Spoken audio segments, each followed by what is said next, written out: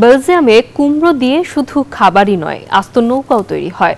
কাস্টারলি শহরে এমনই এক অভিনব নৌকা বাইচ অনুষ্ঠিত হয়েছে, যেখানে বিশাল কুমড়োর খোলে চড়ে 100 মিটার রিলে রেসে অংশ নেন প্রতিযোগীরা। 2008 সাল থেকে স্থানীয় কায়াকিং ক্লাব আর কুমড়ো চাষিদের উদ্যোগে প্রতি বছর অক্টোবরে এই মজার প্রতিযোগিতা অনুষ্ঠিত হয়, যা দেখতে ভিড় জমান বহু মানুষ।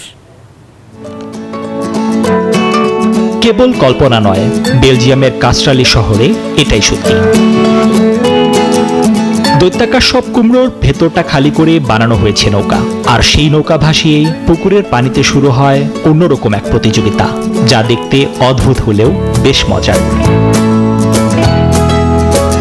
ওদের স্বপ্ন পূরণে পাশে থাকতে পেরে আমরা গর্বিত।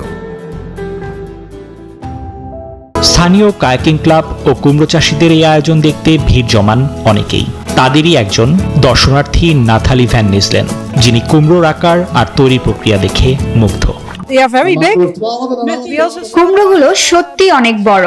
আমরা দেখেছি কিভাবে সেগুলোকে কেটে পরিষ্কার করে নৌকার জন্য তৈরি করা হচ্ছিল। পুরো ব্যাপারটা দেখতে খুব ভালো লেগেছে, আর এখন তো সেগুলো দিয়ে বাইচও চলছে। শুধু মজাই নয়, এই প্রতিযোগিতাটি স্থানীয়দের ফসল কাটার উৎসব আর ঐতিহ্যেরও একটি অংশ।